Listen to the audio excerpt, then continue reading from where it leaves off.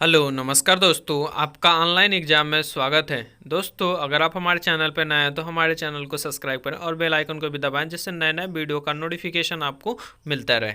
चर्चा करेंगे कि भारत के संवैधानिक विकास में 1813 का जो चार्टर एक्ट आया उसका क्या योगदान है तथा उसमें क्या प्रावधान किए गए।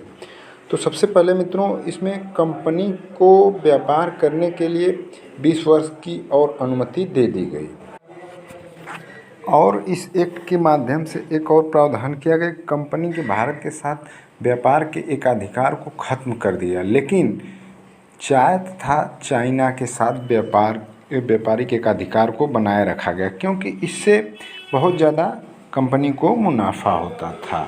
तो मित्रों, एक क्वेश्चन बार बार पूछा जाता है कि कंपनी के व्यापारिक एकाधिकार को किस एक्ट के द्वारा समाप्त किया गया। तो ये एक्ट था 1813 का चार्टर एक्ट, लेकिन इसमें पूर्ण रूप से नहीं समाप्त किया गया। चाय तथा चाइना के साथ व्यापार को बनाए रखा गया तथा 1813 के एक्ट से पहले ईसाई मिशनरियों को अपने धर्म के प्रचार करने की भारत में आज्ञा नहीं थी, लेकिन 1813 के एक्ट में ईसाई मिशनरियों को भारत में धर्म के प्रचार करने के लिए छूट दे दी गई तथा इस एक्ट के द्वारा एक और महत्वपूर्ण प्रावधान किया गया कि भारतीयों के शिक्षा के लिए प्रतिवर्ष कंपनी की आय से 1 लाख रुपए खर्च किए जाने का प्रावधान था। एक क्वेश्चन कई बार पूछा गया है, तो इसमें ध्यान देना है कि कंपनी की आय से 1 लाख रुपए भारतीयों की शिक्षा के लिए खर्च किए जाने का प्रावधान इसी एक्ट के द्वारा किया गया।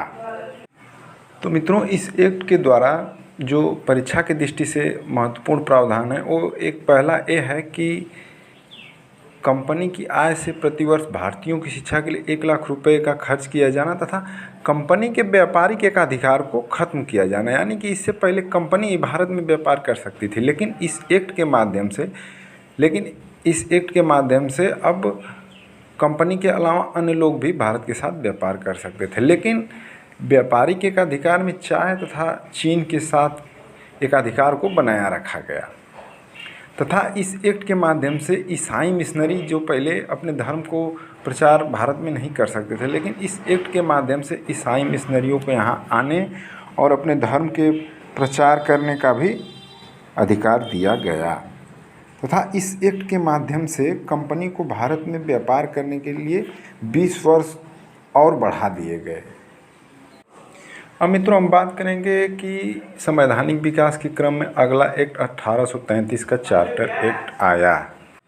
इस एक्ट के द्वारा कंपनी के व्यापारिक एकाधिकार को पूर्ण रूप से समाप्त कर दिया गया। यानी कि कंपनी के व्यापारिक एकाधिकार मतलब कुछ बचा था, जैसे चाय और चाइना के साथ व्यापार को अभी कंपनी का व्यापारिक एकाधिकार था, मतलब कंपनी ही इन चीज़ों में व्यापार कर सकती थी, लेकिन इस एक्ट के माध्यम से उसे भी समाप्त कर दिया गया तथा बंगाल के गवर्नर जनरल को अब भारत का गवर्नर जनरल कहा जाने लगा तथा इस एक्ट के माध्यम से मद्रास तथा बम्बई के गवर्नर जनरल जो परिषद थी उनके विधि निर्माण की शक्तियों को वापस ले लिया गया। यानी कि विधि निर्माण का केंद्रीकरण किया गया तथा विधिक परामर्श हेतु गवर्नर जनरल के परिषद में एक चौथे सदस्य की नियुक्ति की गई। वो विधि एवं कानून के बारे में गवर्नर जनरल को परामर्श देता था तथा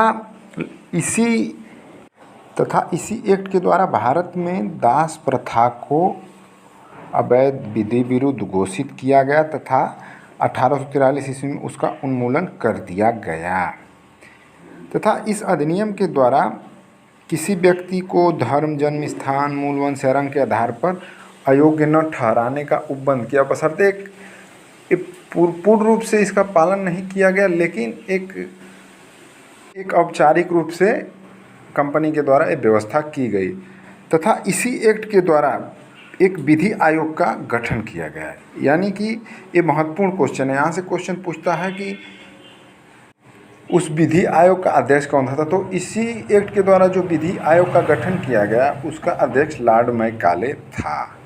तो मित्रों, हम और अगले वीडियो में और अधिनियम और चार्टर अधिनियम के बारे में बात करेंगे, जिनका भारत के संवैधानिक विकास में क्या योगदान था तथा उनका परीक्षा की दृष्टि से क्या इम्पोर्टेंस है तथा किस तरह से परीक्षा में फैक्चुअल या कॉन्सेप्चुअल क्वेश्चन इस एक्ट या संवैधानिक अधिनियम में जो विकास हुआ उसके बारे में कैसे पूछे जाते हैं, इसका हम विश्लेषण अगले वीडियो में करेंगे।